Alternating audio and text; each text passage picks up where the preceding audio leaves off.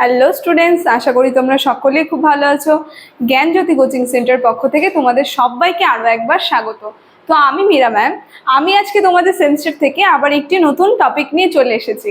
আজকে আমি তোমাদের সঙ্গে যেটি নিয়ে আলোচনা করব সেটা হচ্ছে তোমাদের বাংলা বিষয় থেকে। দেখো, আমি বোর্ডে লিখে দিয়েছি আমাদের বিখ্যাত একজন সাহিত্যিক, যার নাম হচ্ছে প্রমোদ চৌধুরী।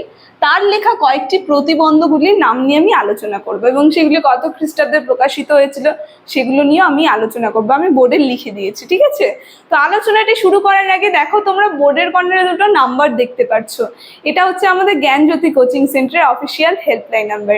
এখানে কিন্তু তোমাদের অনলাইনে ক্লাস করানো হয়, তার সঙ্গে তোমাদের নোটসও দেওয়া হয়। তোমরা যদি আমাদের থেকে নোটস পেতে চাচ্ছ বা আমাদের সঙ্গে অনলাইন ক্লাসে যুক্ত হতে চাচ্ছ, তাহলে এই উপরে দেওয়া নাম্বার দুটির সঙ্গে যোগাযোগ করো। ঠিক আছে, বেশি কথা না বাড়িয়ে তাহলে আমি আমার টপিকটি শুরু করছি। দেখো, প্রথমেই বললাম যে প্রমোদ চৌধুরী বিখ্যাত কয়েকটি প্রবন্ধগুলির নাম নিয়ে আমি আলোচনা করব। তো প্রমোদ চৌধুরী সম্পর্কে আগে একটু বলি যে একজন বিংশ শতকের একজন বিখ্যাত কবি ছিল এই প্রমোদ চৌধুরী, ঠিক আছে? তো তার কিন্তু একটা ছদ্মনাম ছিল। তিনি যেই ছদ্মনাম নামে বিখ্যাত ছিল সেটা হচ্ছে বীরবল। এই বীরবল নামটা কিন্তু এই প্রমোদ চৌধুরীর কিন্তু ছদ্মনাম ছিল, ঠিক আছে? তো এই জন্য তিনি ফেমাস ছিলেন। তারপর আরেকটা হচ্ছে বাংলায় নবজাগরণের সময় কিন্তু তিনি একজন বিখ্যাত কবি ছিলেন, ঠিক আছে? তো দেখো, তার কয়েকটি প্রবন্ধগুলি আমি তাহলে বলে দিচ্ছি, বোর্ডে লিখে দিয়েছি। তোমরা যদি বুঝতে না পারো, আমি ছোট ছোট করে লিখেছি, তাহলে আমি মুখে বলছি, তোমরা একটু খাতায় লিখে নেবে, ঠিক আছে? দেখো, প্রথমে একটা প্রবন্ধ নিয়ে যদি বলি, আছে তেল নুন লাকড়ি, যেটা 1906 খ্রিস্টাব্দে তিনি প্রকাশ করেছিলেন। এই প্রবন্ধটি বিখ্যাত একটা প্রবন্ধ। তারপর একটা বিখ্যাত প্রবন্ধ হচ্ছে প্রমোদ চৌধুরীর বীরবলের হালখাতা, যেটা 1916 খ্রিস্টাব্দে তিনি প্রকাশিত করেছিলেন, মানে লিখেছিলেন।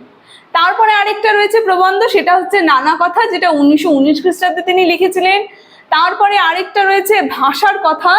তারপরে আরেকটা প্রবন্ধ আছে, বিখ্যাত একটা প্রবন্ধ, সেটা হচ্ছে আমাদের শিক্ষা, যেটা 1920 খ্রিস্টাব্দে প্রকাশিত হয়েছিল। তারপরে আছে হচ্ছে রায়তের কথা, যেটা 1919 খ্রিস্টাব্দে তিনি প্রকাশিত করেছিলেন। তারপরে আরেকটা বিখ্যাত প্রবন্ধ যদি আমি বলি, সেটা হচ্ছে নানা চর্চা, 1932 খ্রিস্টাব্দে তিনি লিখেছিলেন, ঠিক আছে? তো আজকের আলোচনাটি আমার খুবই ছোট ছিল, এতটুকুনি ছিল প্রমোদ চৌধুরী থেকে। আশা করি তোমরা বুঝতে পেরেছো। আলোচনাটি আমি এখানেই শেষ করছি। ভিডিওটি যদি তোমাদের ভালো লেগে থাকে, অবশ্যই like, comment, share and subscribe করে দিও। Thank you.